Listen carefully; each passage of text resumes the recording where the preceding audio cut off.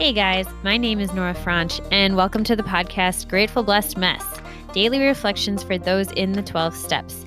I am a fellow 12-stepper and certified mindset coach, and I am here to introduce you to the value of mindset coaching in your 12-step journey. So if you feel like you are stuck in the steps, if you're slipping and sliding with your abstinence, mindset coaching may help you as it did me, and you can find me at CatholicMindsetCoaching.com. These episodes are meant to invite you in to consider the truths of 12-step wisdom and to join in the very real struggle of living them in action. I hope that it feels almost like a mini meeting, and I invite you to contribute your own share on the Grateful Blessedness Facebook group to keep the discussion going. My comments are based on my own experience, so feel free to take what you like and leave the rest. But my hope is to encourage you on your own daily 12-step journey.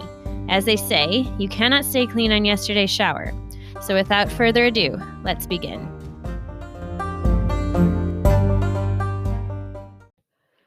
We are reading from Daily Reflections, page 27. This is the reading for January 19th, titled Round the Clock Faith. Faith has to work 24 hours a day in and through us, or we perish. That's from the Big Book of Alcoholics Anonymous, page 16. The essence of my spirituality and my sobriety rests on around-the-clock faith in a higher power. I need to remember and rely on the God of my understanding as I pursue all of my daily activities. How comforting for me is the concept that God works in and through people.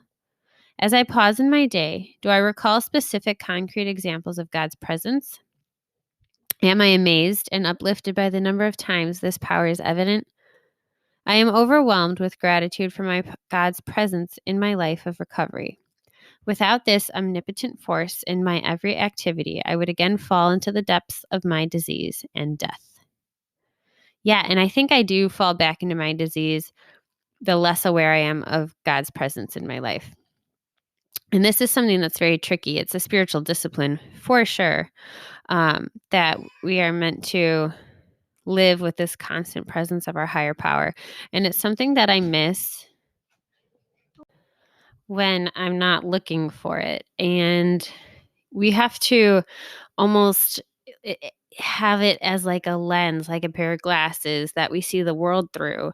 This idea that my higher power is here, that there's something good for me in this, that I'm not alone, that whatever it is that I'm up against here, I will be given what I need, or I will be given the grace that I need to do this.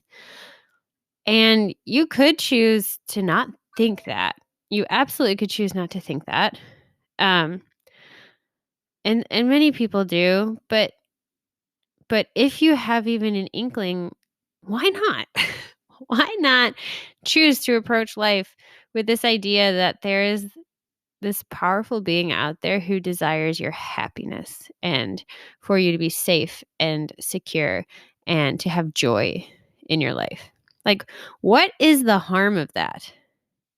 Other than maybe being thought a fool when you're dead and you won't even know it. I mean, seriously, I'm sure there's lots of arguments that people can make, but so in a very small way, I'm just throwing it out there like the why not? Why not? And faith has been something that I've been thinking a lot about lately, the virtue specifically of having faith. And it's like belief and trust in things unseen. Someone give me a proper definition, please. Or I can go look it up. I know that. I love looking things up. But I've been thinking a lot about the counter of that being doubt or fear. And doubt actually, in our sense of the word now, gives the sense of like uncertainty. But archaically, when you look at the etymology of doubt, it meant fear. And I just think of how fear is really the root of so much dysfunction in our lives. When we're worried, we won't get needs met. When we're worried about how other people think of us, when we're scared, we won't be able to do what is required or asked of us. We end up doing things sideways and upside down and twisting all getting ourselves in knots because of fear.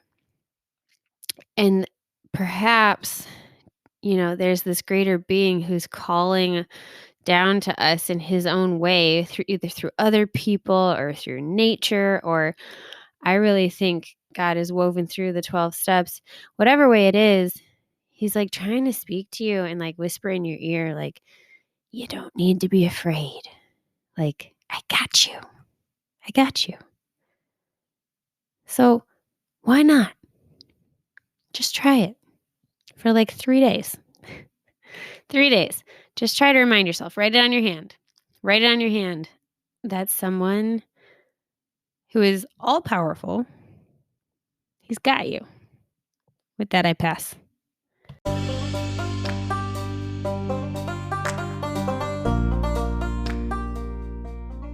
Thank you so much for listening to today's episode.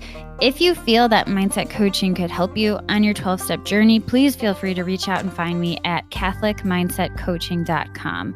But more than that, it's important to me to give listeners like yourself a place where you do not need to feel alone on your 12-step journey. And for that reason, I've created a Facebook group. It's called Grateful Blessed Mess. And it's a place where listeners can go to add their own commentary on the share for the day, in addition to my own, and for us just to have a conversation or start a back and forth where people can find support in their 12-step journey. This is not a replacement for 12-step work. This is something outside of the 12 steps. It is simply something that has a heart for the 12 steps and those who are in it. And so, welcome. If you are here, chances are you may also be a bit of a mess. And I hope that you can learn to find some gratitude in the blessings that have come from your messes.